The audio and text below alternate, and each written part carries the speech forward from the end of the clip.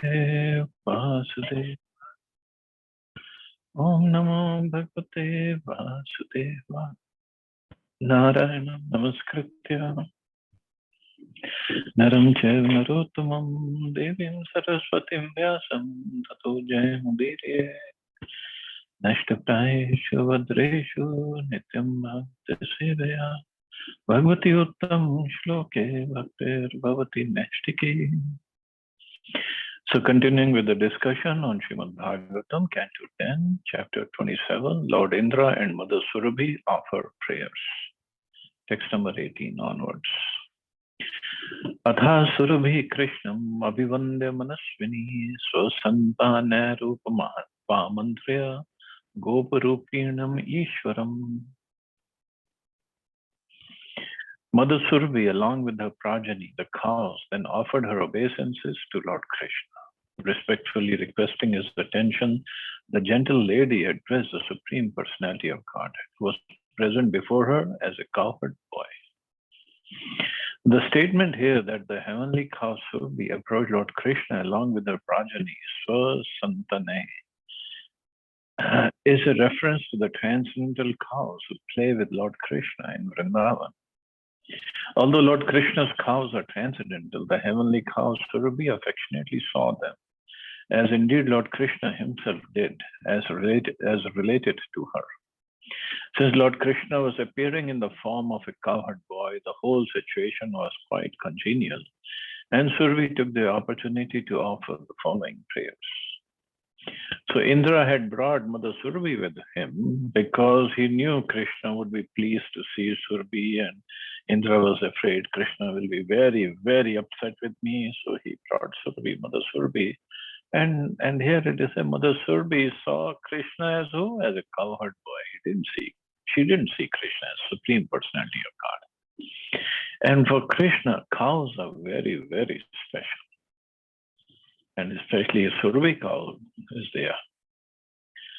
Surabhiruvacha Krishna Krishna Mahayogin Vishwatman Vishwasambhava Bhavada Lokanathena Sanatha Vayam Achyuta.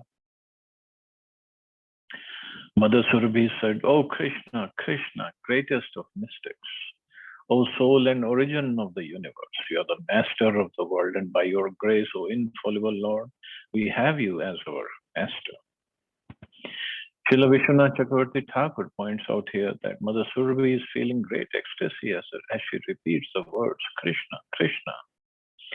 Krishna lifted Govardhan Hill by his mystic power and thus protected the cows of Vrindavan, whereas her so-called master Indra had tried to kill them. The Surabhi now clearly understands that it's not the demigods, but rather the Supreme God, Krishna himself, who is her real master forever. See, Indra tried to kill the cows and all the inhabitants of Braj. And he is the one who went to Surabhi, first pleased her, begged for her to come with him to please Krishna. And Surabhi, being the mother, she came with Indra. She should have been upset with Indra. Why did you try to kill my rest of the cows? All the cows are related to each other. But she still came, and she is saying here that you are our real master. Indra is not. Tvam nah paramakam devam, tvam na indro jagatpate bhavai bhava gopipra devanam yacha sadvaha. You are our worshipable deity. Therefore, O Lord of the universe, for the benefit of the cows, the Brahmins, the demigods, and all other saintly persons, please become our Indra. So he is a real Indra. Indra, the word literally means the best of. Like Krishna is called Gopendra, best of all the Gopas. So Indra literally means best. So she's saying, you are our real Indra. The Supreme Lord is self-sufficient. He can do everything himself. The Lord appointed one of his innumerable children to the position of Indra, the Lord of the cosmic heaven. But Indra abused his authority, and now Surabhi requests Lord Krishna, the absolute truth, to directly become her Lord, her Indra. We should carefully perform our duties without false pride. Thus, will not become obsolete and embarrassed, as in the present case of King Indra, who actually attacked Lord Krishna and his Vrindavan devotees. But it's so difficult. That's why we remain in the material world. We get little something and we start thinking, I'm controller, I'm the enjoyer, I'm the proprietor. And on top of it, I want more, because the greed doesn't just go away. So that is why, again, Krishna, what does he do? He doesn't like to see these kind of attitudes, pride, greed in his devotees. For rest, he says, okay, they go on their own karma. Yamraj will take care of them. But my devotees, he gives them special mercy. He takes away everything. Whatever is making a devotee proud of, he takes it away. And doesn't just take it away. Takes it away in such a way that the devotee's pride is completely crushed. Completely. Indra's pride was completely crushed. In front of all the Brajvasis, the cows, everybody, Krishna lifted Govardhan Hill on what? The tip of his pinky finger of the left hand, which is considered the weakest point in the body. And kept Govardhan Hill up for 7 days, 7 nights. Okay, Indra, you try your best. And when his pride was completely shattered, oh, I can't even defeat this little boy. Who am I? What am I? What's my power? Nothing. So that's why we have to be very careful. Everything and anything that we have is by the mercy of Krishna. We can say, oh, I'm a self-made man. I have this and I have that. There's nothing we have. Even the Bhagavad Gita, when we study, power of digestion comes from him.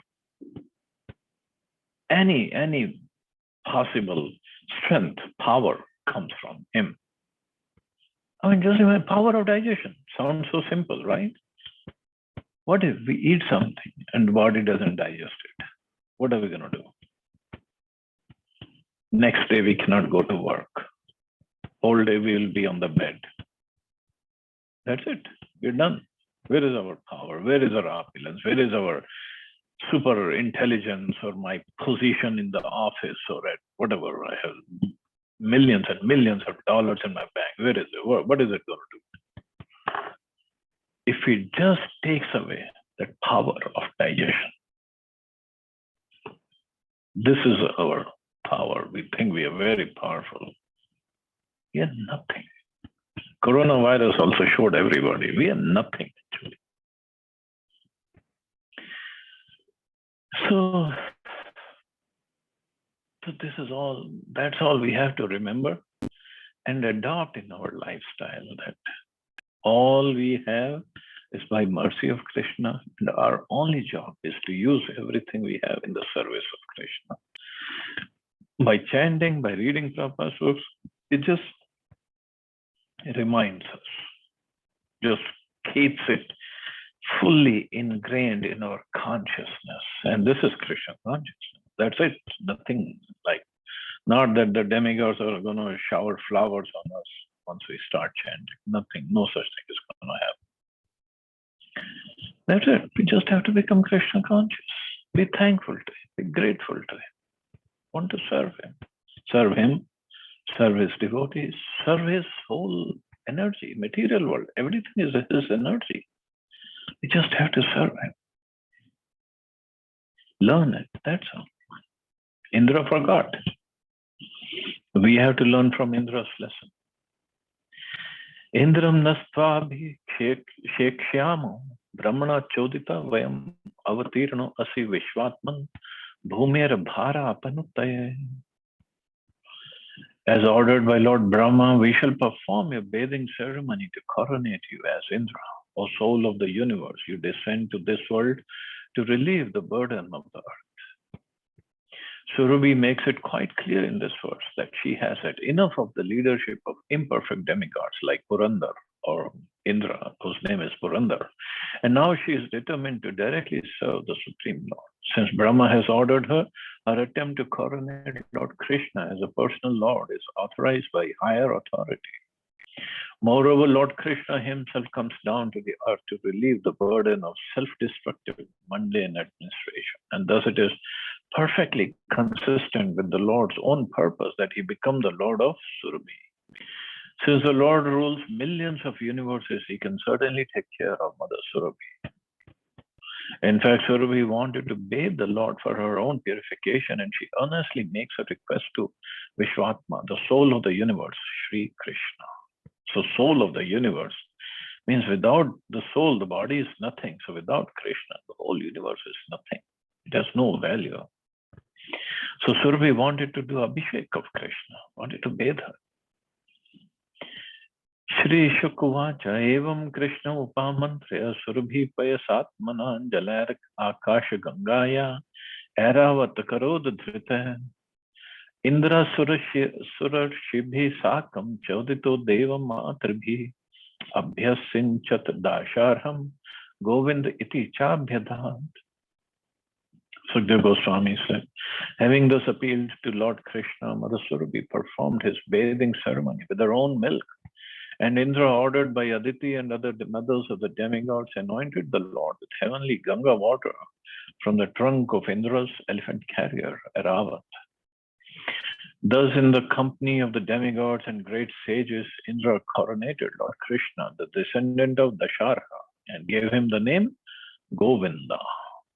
So, of course, it's Krishna's eternal name, Govinda, but here in this Leela, Indra gave him the name Govinda. According to the Acharyas, because Indra was embarrassed by his blunder of attacking Vrindavan, he was reluctant to worship the Lord. Therefore, the heavenly mothers, such as Aditi, encouraged him to go ahead and do so, feeling authorized by the encouragement of demigods, less offensive than himself. Indra then bathed the Lord. Indra discovered that the beautiful cowherd boy named Krishna is indeed the supreme personality of Godhead. So Surabhi, first Mother Surabhi, bathed Krishna with her own milk. And when we do Govardhan Parikrama, there is a place called Surabhi Kund. So that place, that Kund was formed by the milk of Mother Surabhi when she bathed Krishna. And afterwards, Indra bathed Krishna with the heavenly Ganga water, Akasha Ganga, by his elephant, Aravat. So with that water, this Govinda Kund was formed, and that's why Krishna was named. Krishna was named Govinda, and that Kund was formed. So Kund was named as Govinda Kund. So Surabhi Kund is also important in the sense that when we take bath over there, when we do Govardhan Parikrama, we take bath or sprinkle some water on our heads. So because of the mercy of Mother Surabhi or the prayers of Mother Surabhi, Indra was relieved of all the offenses committed against Krishna and his devotees. So it is said that when we take bath over there at Surabhi Kund, our offenses are also mitigated. But that means we should not commit any more offenses. Then they will be gone. And Govind Kund, because Krishna was bathed and with that water Govind Kund was formed. So it's very, very auspicious and important, very purifying to bathe over there. And nearby Govind Kund is Madhendra Puri's Bhajan Kutir. There is a Vallabhacharya's Kutir also, which is called Bathak. Beautiful place, beautiful place. And also over there, there's a small area. They say this is where Krishna does his Vaishak Ras Leela. Oh no, I'm sorry, Vasant Ras Leela. Yeah, Vasant Ras Leela. It's right there in that area. Tatra gatas tumburu naradadayo gandharva vidyadar siddha charana jagur yasho lokamalapaham hare Surangana Sanninritur Mudanvitaha. Tumburu, Narad, and other Gandharvas, along with the Vidyathars, Siddhas, Charans, came there to sing the glories of Lord Hari, which purify the entire world. And the wives of the demigods, filled with joy, danced together in the Lord's honor. Tamatushtu Deva Nikaya Ketavo Hiava Hiva Kiranshad Bhukta Pushpa Vrishti Lokah Param Nirvritim Apnu Vanstrayo Gavastada Gamanayan Payodrutam. The most eminent demigods chanted the praises of the Lord and scattered wonderful showers of flowers all around him. All three worlds filled supreme satisfaction, and the cows drenched the surface of the earth with their milk. So means so many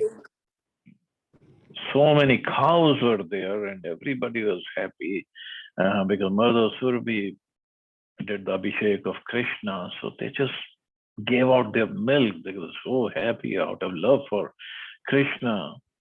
The whole earth, well, here it says earth, but it must be the Braj, was drenched with milk. The word Ketava means literally banners. The leading demigods are the emblems or banners of the demigod race and took the lead in glorifying the Lord and covering him with an amazing shower of multicolored, fragrant flowers. Nana Rasogha Sarito Vriksha Asan Madhusravaha Akrishta Chayosh Dhayo Giryo Abhibhan Unmanin. Rivers flowed with various kinds of tasty liquids. Trees exuded honey. Edible plants came to maturity without cultivation. And hills gave forth jewels formerly hidden in their interiors. So on their own, everybody was doing. See, the nature is what? Nature is energy of Krishna. So if Krishna is happy, Krishna is Govinda. If Govinda is happy, nature itself will become happy, pleased, and on its own she can give so much. Mother Earth can give so much to us. Here it says, edible plants came to maturity without cultivation. Hills gave forth jewels formerly hidden in the interiors. So we see drought and we see, famine and not enough crops because we are not serving the Lord. That's the whole problem. We think by chemicals we can bring forth so much of whatever we want. No, it's not going to happen like that. It doesn't happen like that. Krishna Abhishekta Etani Sarvani Kurunandana Nirvairanya Bhavansvata Kruranapya Nisargataha. O Parikshit, beloved of the Kuru dynasty, upon the ceremonial bathing of Lord Krishna, all living creatures, even those cruel by nature, became entirely free of enmity. Those corrupted by a type of sophisticated cynicism may mock these descriptions of paradisiacal world situation affected simply by worshipping the Supreme Lord. Unfortunately, modern man has created a hell on earth in his cynical rejection of heaven on earth, which is actually possible through Krishna consciousness. The situation described here, created simply by the auspicious bathing ceremony of the Lord, is an authentic historical incident. Since history repeats itself, there is hope that the Krishna consciousness movement may again bring the world community to the brilliant reality of self-realized existence. So all we have to do, and this is why Prabhupada said, one day Krishna consciousness movement will go down in the history that it saved the world in its darkest hour. If everybody comes around and lovingly, devotedly, with cooperatively serve Krishna together, there cannot be any problems. All over the world, people can do that because Krishna consciousness is not just, oh, it's only for Hindus. And it's for everybody. It's for the soul. It's something that soul is hankering for. This is going to give pleasure to the soul. So what are these wars and this politics, that politics? It's all because we are not Krishna conscious. Fighting, cheatery, trickery, this, that. What if everybody is Krishna conscious? Everybody is loving God, serving God in different languages, maybe. Yeah, but we all can learn different languages and serve the Lord together. Chant together, dance together, have prasadam together. Where is the problem? But since we are not straightforward, we keep everything crooked. We are crooked, we make our life twisted, and then we keep on fighting. That's all we do. Iti Gokul Patim Govindam Abhishitya Saha Anugyato Yayo Shakro Vrito Deva Debhir Divam. After he had ceremonially bathed Lord Govinda, who is the master of the cows and the cowherd community, King Indra took the Lord's permission and, surrounded by the demigods and other higher beings, returned to his heavenly abode. Thus ends the purport to 10th canto, 27th chapter of Srimad Bhagavatam, entitled Lord Indra and Mother Surabhi offer prayers. Although it's not mentioned here, but Indra, before he went back, after the Abhishekam, he did puja of Krishna. He offered the arati, like Krishna is offered arati in the temples with different paraphernalia. And if Indra is worshipping Krishna, means he brings the plates and the charmer and the peacock fan, everything opulent from heaven, completely made of gold, all the items, and he offered to Krishna. But see, all the cowherd men after Govardhan Leela, they went home. Ladies went home. Krishna just stayed back. But who stayed back with Krishna? His friends, cowherd friends. They never leave Krishna alone. So when all this was going on, first they saw Surabhi bathing Krishna. So they were all hiding behind the trees and watching. What is this happening? Why is this cow bathing Krishna? Okay, they were happy, but they were like astonished. What is happening? And then Indra came. Indra, according to one of the curses, Indra got, he has eyes all over his body. He's called Sasana also.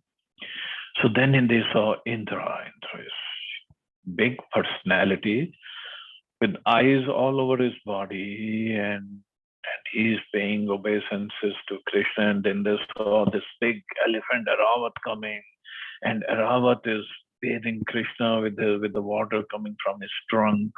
And all the cowherd boys, oh, wow, what's going on? It's so nice. Our Lala is getting bathed with so many things. And then what? Then Indra performed the arati with all the wonderful paraphernalia. And then he, like here it says, King Indra took the Lord's permission and returned to his heavenly abode. But he left all the paraphernalia here. So Krishna was still sitting, okay, he was trying to absorb everything, whatever happened. But then all these boys came out from the hiding. And then they were playing, jumping around, and they were, oh, okay, Krishna, so Kana, this is how they do the arti, this is how they do the charmer and the lamp and this and that. And they were having fun with all the paraphernalia in Prahlad. And they were trying to worship Krishna with that. But this is the cowherd boys.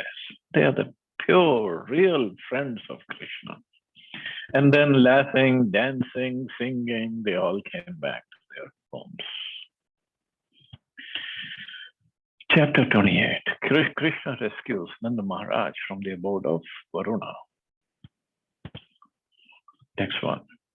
Shri Badarayana Ruvacha Ekadasyam Nirahara Samabhyarchya Janardanam Snatum Nandastu Kalindyam Dvadasyam Jalamavishat. Shri Badarayani said, worshipped Lord Janardhan and fasted on the Ekadashi day. Nand Maharaj entered the water of the Kalindi on the Dwadashi to take his bath. So, Ekadashi, so as we see, Diwali is on Amavasya, and the first day after Diwali is Govardhan Puja. And then for 7 days, Krishna held up Govardhan and everything went on. So 8 days. So 9th day, Indra came and he offered prayers to Krishna. Or no, 9th day is when all the Gopas got together with Nand Maharaj and they were saying, who is this Krishna? Krishna is very wonderful and this and that. And then 10th day, Indra came and he offered prayers. And then next day was Ekadashi. So Nand Baba fasted on Ekadashi day. And 12th day, he went to Kalindi or Yamuna to take bath. So Dwadashi. Tam grihitvan yadbhrityo varunasya suruvantikam avagyaya surim velam pravishtam udakam nishi. Because Nand Maharaj entered the water in the dark of night, disregarding that the time was inauspicious, a demoniac servant of Varuna seized him and brought him to his master. Nand Maharaj was intent on breaking his fast during the Dwadashi day, of which there remained only a few minutes. Thus he entered the water to bathe at an inauspicious time before the first dawn light. The servant of Varuna who arrested Nand Maharaj is stated here to be an asura or demon, for obvious reasons. First, the servant was foolishly ignorant of Nand Maharaj's position as the pastime father of the Supreme Absolute Truth. Also, Nand Maharaj's intention was to carry out the injunctions of scriptures. Therefore, Varuna's servant should not have arrested Nanda on the technical grounds that he bathed in the Yamuna at an inauspicious time. Later in this chapter, Varuna himself will say, this was done by my ignorant servant who is a fool. This foolish servant did not understand the position of Krishna or Nanda Maharaj or devotional service to the Lord. In conclusion, it is clear that Lord Krishna wanted to give his personal audience to Varuna and simultaneously accomplish other didactic purposes. Thus, this wonderful pastime will now unfold. So, Nanda Maharaj entered the waters of Yamuna. It says at not the right time. So, there is a time when we can bathe in the rivers, not just any time we can jump in. So everything is conscious. Rivers, lakes, they all are conscious. And Varuna, Lord Varuna was the demigod controlling water. His servants are always there. So they brought Nanda Baba to Varuna's palace. And they arrested him. Chukrushustam apashyanta Krishna Rameti Gopakaha Bhagavastad Upshrutya Pitram Varuna Ritam Tadantikam Gato Rajan Swanam Abhaydo Vipu. O king, not seeing Nand Maharaj, the cowherd men loudly cried out, O Krishna, O Ram. Lord Krishna heard the cries and understood that his father had been captured by Varuna. Therefore, the Almighty Lord, who makes his devotees fearless, went to the court of Varuna. Vishwanath Chakravarti Thakur explains that when Nand Maharaj went to bathe in the river, he was accompanied by several cowherd men. When Nanda did not come out of water, they began to cry out, and Lord Krishna immediately came there. Understanding the situation, Shri Krishna entered the water and went to the court of the demigod Varuna, determined to free his father and the other cowherd men from fear of a mere demigod. So other cowherd men were also there, but they had not gone into the water. Nand Maharaj, I think, went first. So when Nand Baba didn't come out, so they started crying. What happened? And then Krishna came immediately. Krishna and Balram, they both came. Praptam Vikshya Rishikesham Lokpala Saparyaya Mahatya Pujitvaha Taddarshan Mahotsava. Seeing that the Lord Rishikesha had arrived, the demigod Varuna worshipped him with elaborate offerings. Varuna was in a state of great jubilation upon seeing the Lord, and he spoke as follows. Shri Varuna Vacha, Adya me nivrato deho, Adya varto adigataha prabho, Tvatpada bhajo bhagvanna, avapu paramadhana. Shri Varuna said, now my body has fulfilled its function. Indeed, now the goal of my life is achieved. O Lord, those who accept your lotus feet, O personality of Godhead, can transcend the path of material existence. Varuna ecstatically exclaims here that since he has now seen the infinitely gorgeous body of Lord Krishna, the trouble of assuming a material body has now been supremely justified. Indeed, the artha, the goal or real value of Varuna's life has now been achieved. Because Lord Krishna's form is transcendental, those who accept his lotus feet go beyond the boundary of material existence. And thus, only the spiritually unaware would presume that the Lord's lotus feet are material. So he was happy that he had taken darshan of the Lord. Namastubhyam bhagavate brahmane paramatmane na yatra shruyate maya loka srishti vikalpana. My obeisances unto you, the Supreme Personality of Godhead, the Absolute Truth, the Supreme Soul, within whom there is no trace of the illusory energy which orchestrates the creation of the world. The word Shruyate is significant here. Shruti or Vedic literature consists of authorized statements made by the Lord himself or his enlightened representatives. Thus, neither the Lord nor recognized spiritual authorities would ever say that within the absolute truth, the personality of Godhead, there is a fault of illusion. Srila Sridhar Swami points out that the word Brahmane here indicates the Lord is full in himself, and that the term Paramatmane indicates he is the controller of all living entities. Thus, within the Supreme Being, complete in himself and omnipotent, we do not find any jurisdiction of the material illusory energy. So they cannot be when the Lord is there. There is no way material energy is there in the Lord. Ajanata mamakena mone na karya vedina ani to ayam tava pita tad bhavan shantum arhati. Your father who is sitting here was brought to me by a foolish, ignorant servant of mine who did not understand his proper duty. Therefore, please forgive us. So father was sitting there, as you can see in the picture behind me. And Varuna was paying respect to Krishna Balram, and he made Nand Baba sit on the throne, on the seat, that please forgive me, because he knew the boy, his servant, made a mistake. The word ayam, this one here, clearly indicates that Krishna's father, Nand Maharaj, was present as Varuna was speaking. In fact, Vishwanath Chakravarti Thakur states that Varuna had seated Sri Nanda on a jeweled throne and personally worshipped him out of respect. Technically, Nanda Maharaj was correct in entering the water just before sunrise. The following explanation is given by Srila Jiva Goswami in his commentary on the first verse.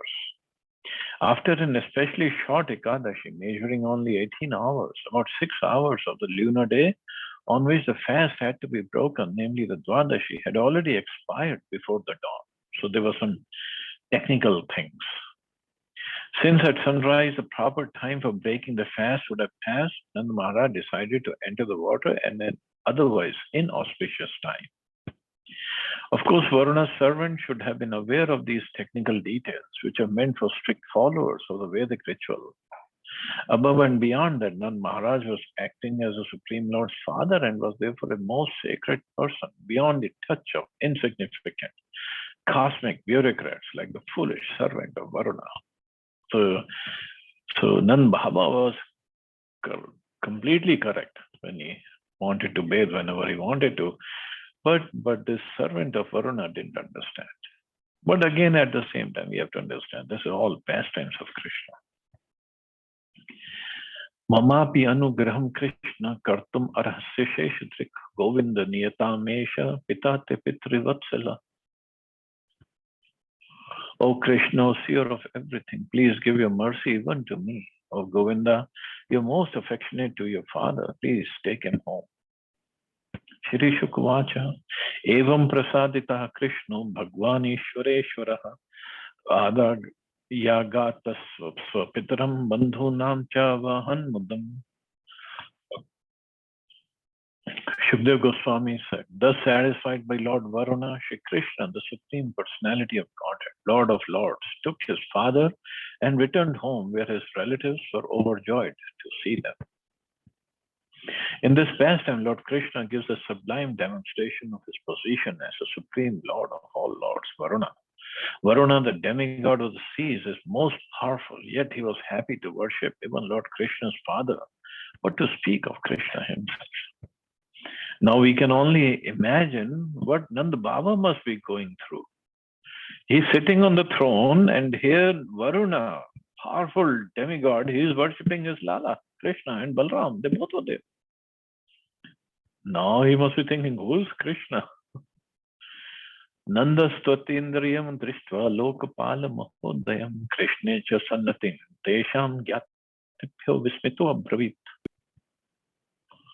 Nand Maharaj had been astonished to see for the first time the great opulence of Varuna, the ruler of the ocean planet, and also to see how Varuna and his servants had offered such humble respect to Krishna. Nanda described all this to his fellow cowherd men. Te cha utsakyudhyo drajan matta gopastamishwaram apina swagatim sukshmam upadhasya dadhishwara.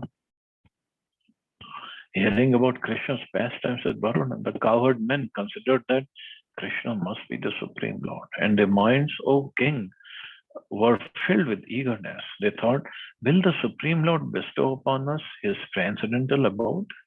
They're so simple, cowherd men.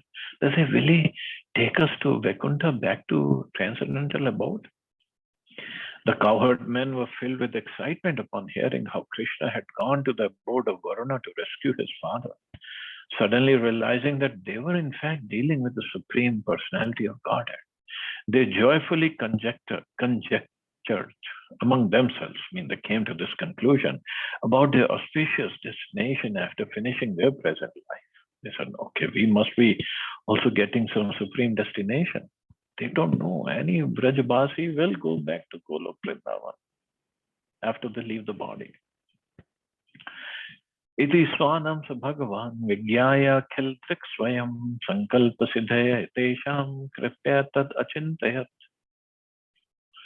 Because he sees everything, Lord Krishna, the Supreme Personality of Godhead, automatically understood what the cowherd men were conjecturing, wanting to show his compassion to them by fulfilling their desires. The Lord thought as follows. Jano veloke ittasmin avidya kama karma bhi uchavachasu gatishu na veda swam gatim brahman. Lord Krishna thought, certainly people in this world are wandering among higher and lower destinations, which they achieve through activities performed according to their desires and without full knowledge. Thus people do not know their real destination. So Srila Jiva Goswami has elaborately explained how this verse applies to the eternally liberated residents of Shiv Vrindavan, the Lord's abode. And so very intricate purport is given here and long purport. So we'll just go to the last paragraph actually. Apart from the double meaning obviously present in this verse, when it is applied to Krishna's liberated associates, Krishna he makes an entirely direct and pointedly critical observation about ordinary people. People in general are simply ignorant and they do not seriously consider their ultimate destination. As usual, Lord Shri Krishna is able to say many profound and complex things in a few simple words. How fortunate we are that God is not a dry field of energy, a transcendent, effulgent blob or nothing at all. In fact, he is the most wonderful personality of Godhead, full of absolute personal qualities, and certainly whatever we can do, he can do better, as evidenced by his brilliant way of speaking. So basically, he said that you just perform your duties, and so I'll take care. Basically, this is what he's saying. Iti sanchitya Bhagwan Mahakaruniko Hari Darshayamasa Lokam Swam Gopanam Tamasah Param. Thus, deeply considering the situation, the all-merciful Supreme Personality of God had revealed to the cowherd men his abode, which is beyond material darkness. It's clear from this verse that the absolute truth dwells in his own eternal abode. Every one of us tries to live as comfortably as possible, surrounding ourselves with peace and beauty. How can we, in the name of logic, begrudge the Supreme Lord, our Creator, the supremely beautiful and comfortable abode, known by people in general as a kingdom of God? So just because we cannot see it, or scientists cannot see it with their super flashy instruments, doesn't mean this does not exist. So we have to exist. So we have to see everything through the eyes of the scriptures. The Supreme Lord, Krishna, he is revealing to the cowherd men his own abode. And what does it look like? Satyam Jnanam Anantam Yat Brahma Jyoti Sanatanam Yaddi Pashyanti Munyo Gunapaya Samahita. Lord Krishna revealed the indestructible spiritual effulgence, which is unlimited, conscious, and eternal. It's conscious, it's not unconscious, Brahma Jyoti. Sages see that spiritual existence in trance when their consciousness is free of the modes of material nature. So Lord Krishna revealed to the residents of Vrindavan his own abode, the spiritual planet of Krishna Loka. This and innumerable other Vaikuntha planets float in an infinite ocean of spiritual light called the Brahma Jyoti. That supreme light is in fact the spiritual sky, which Krishna also quite naturally revealed to the residents of Vrindavan. For example, if we want to show the moon to a child, we say, look up in the sky, see the moon over there in the sky. Similarly, Lord Krishna revealed the vast spiritual sky to the residents of Vrindavan. But as emphasized in text 14 in the following text, the actual destination of Lord's associates was his own spiritual planet. So by his mercy, he showed everything to the Brajavasis. Tetu Brahmad Amnita Magna Krishnena cha Udhritaha Dadrushur Brahmana Lokam Yatra Kruro Adhyagat Pura. The cowherd men were brought by Lord Krishna to the Brahmhrida, made to submerge in the water and then lifted up. From the same vantage point that Akrura saw the spiritual world, the cowherd men saw the planet of the absolute truth. So they were shown everything in the Yamuna after they took the dip. The unlimited extension of spiritual light called the Brahma Jyoti is compared to a lake called Brahmhrida. But Krishna submerged the cowherd men in that lake in the sense that he submerged them in the awareness of impersonal Brahman. But then, as indicated by the word Udhrita, he lifted them up to a higher understanding, that of the personality of Godhead in his own planet. As clearly stated here, Dadrishur Brahmana Lokam. They saw, just as Akrura did, the transcendental abode of the absolute truth. So Akrurji also saw when he came to take Krishna Balram to Mathura. So they took the dip at the border of Vrindavan. And that's where he saw the transcendental abode. The evolution of consciousness may be briefly summarized as follows. In ordinary consciousness or material consciousness, we perceive and are attracted to the variety of material things. Rising to the first stage of spiritual consciousness, we transcend material variety and focus instead on the undifferentiated one, which lies behind and gives existence to the many. Finally, rising to Krishna consciousness, we find that the absolute spiritual one contains its own eternal variety. In fact, since this world is a mere shadow of eternal existence, we should expect to find spiritual variety within the one. And indeed, we do find it in the sacred texts of Srimad Bhagavatam.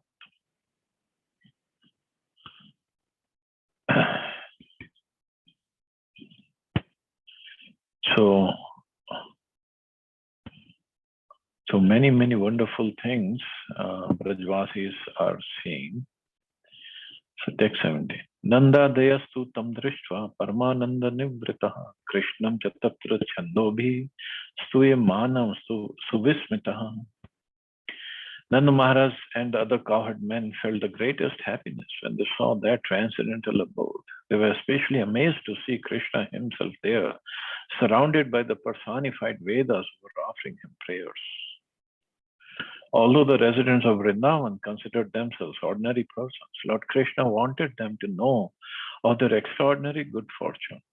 Thus, within a lake in the Yamuna river, the Lord showed them his personal abode. The cowherd men were amazed to see that the kingdom of God had exactly the same spiritual atmosphere as their own earthly Vrindavan, and that just as in their Vrindavan, Lord Krishna was personally present. In the unique vision, he was present as a Lord of the spiritual world.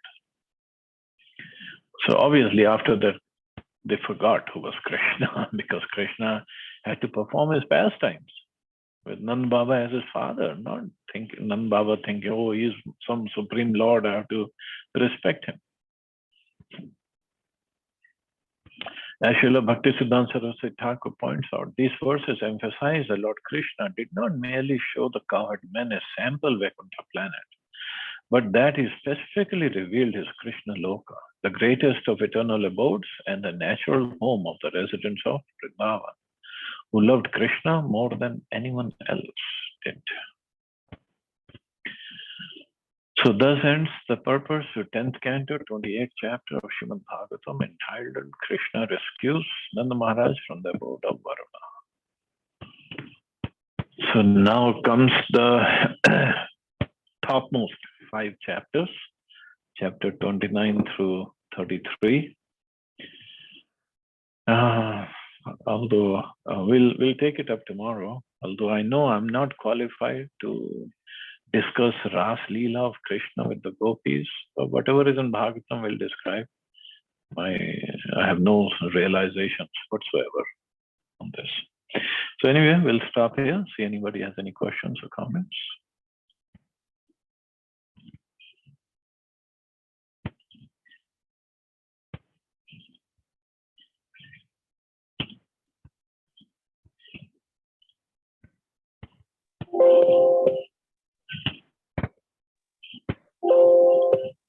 Hare Krishna, Prabhuji. Hare Krishna, Mata. Prabhuji, this shlok number 7, where the shloka is mentioning about the timings of sunrise and all. Can you please explain a little bit? It's not clear to me, right? Okay. So Nand Baba was supposed to take bath after the sunrise. That's like a technical rule.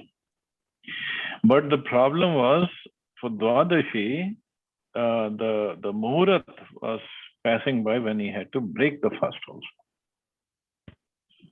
And it said here the Dwadashi period was about to end. It would have gone into, Tithi would have gone into Trayodashi if he had delayed.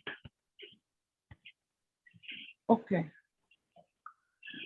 So just some technicalities.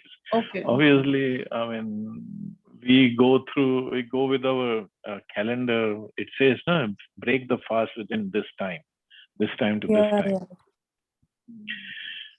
So there is a reason for that. So this is what Nand Baba was following, but somehow the servant of Varuna did not understand that. Also, Krishna wanted to give mercy to Varuna and other residents also. So that's also one of the reasons this pastime happened.